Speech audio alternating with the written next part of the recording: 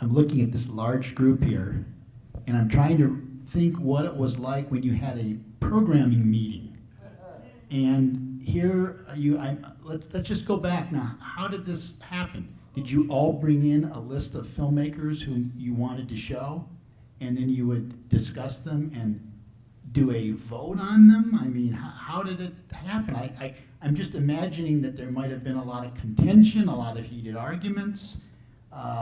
So let's go back. What was a typical programming meeting like where you were going to decide what you were going to screen for the next quarter? Well, and be as honest as you want to be now.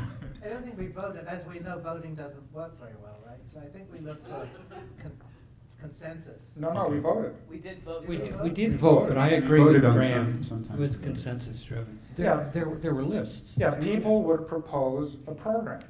I propose a program of whatever, La Région Centrale. Then someone else proposes another program and so forth, and then we voted.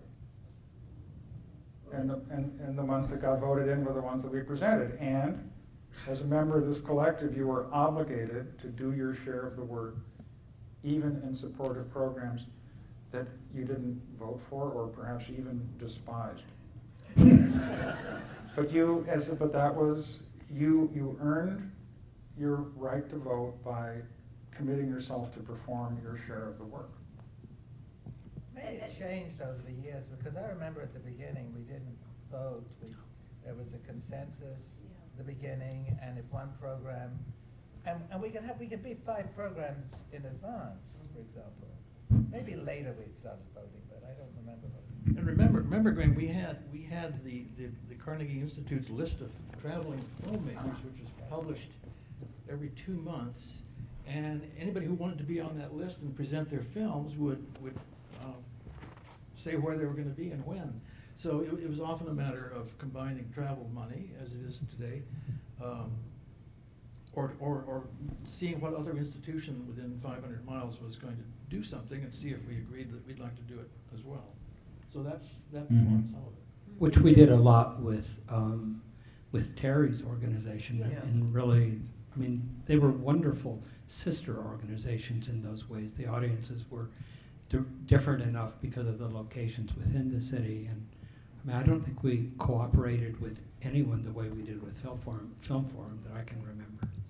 Well, and Vanguard as well. The as I Vanguard recall. some, but when did the Vanguard close? When did? That would have been 77.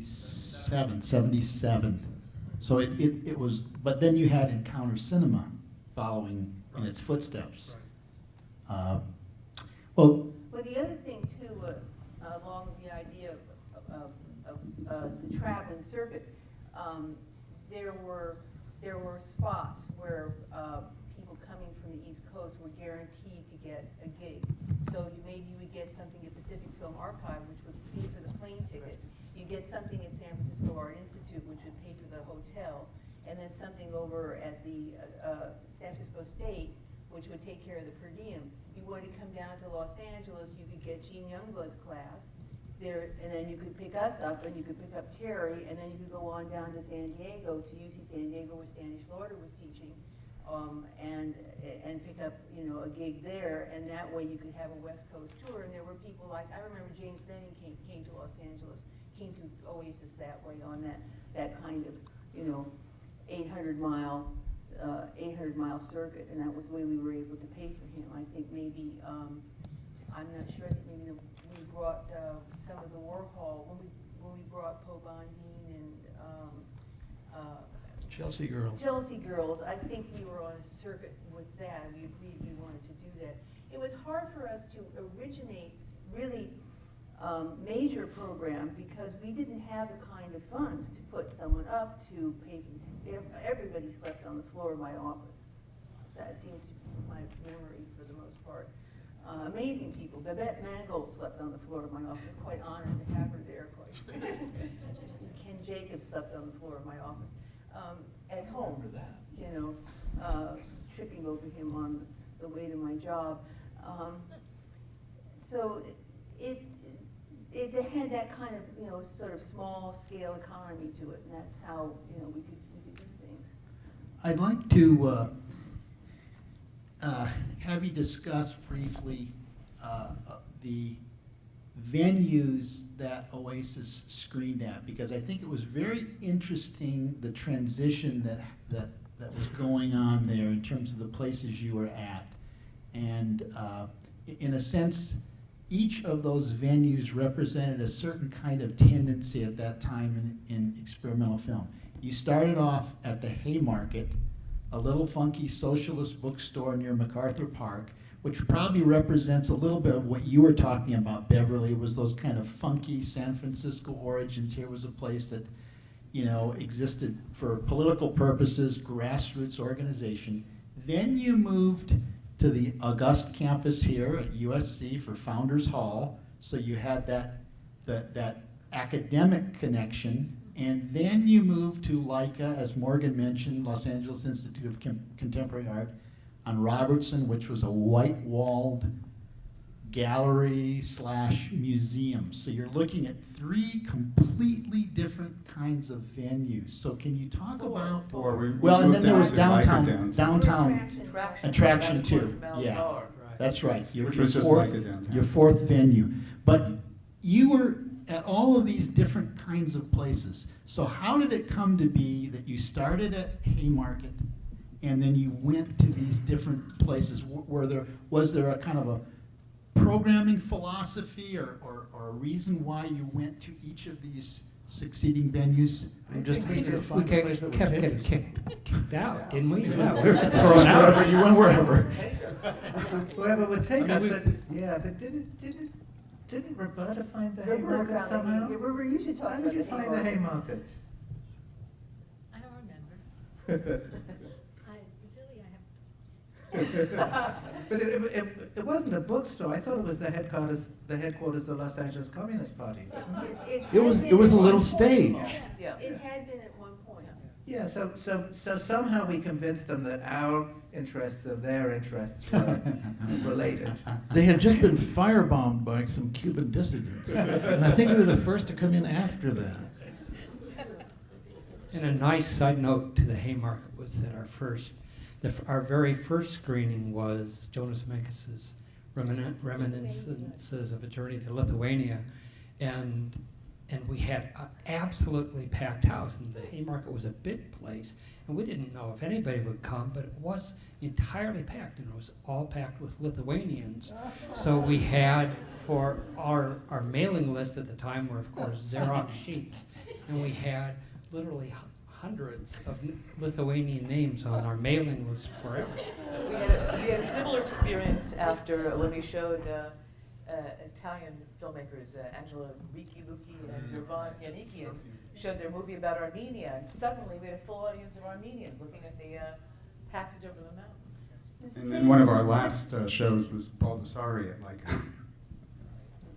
The funny thing about the Lithuanian screening was that these were a number of people who were immigrants to California, just as Jonas was an immigrant to New York just after the war, and they were a very middle class group of people, and Jonas had this very erratic 3-frame cut and the jiggling camera, and they went mad because they said, please, the projection, stop the projection. They just could not bear the erratic nature of the camera, and they were sure it was our fault. And they did stay to the bitter end, but they were just really very annoyed with us at being unable to project anything. I think David James was the only native English speaker among the audience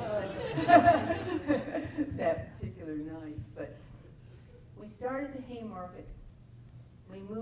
Then we moved to Leica, and I think the interesting thing about being at Leica. Or USC, then I think was your Oh, second venue.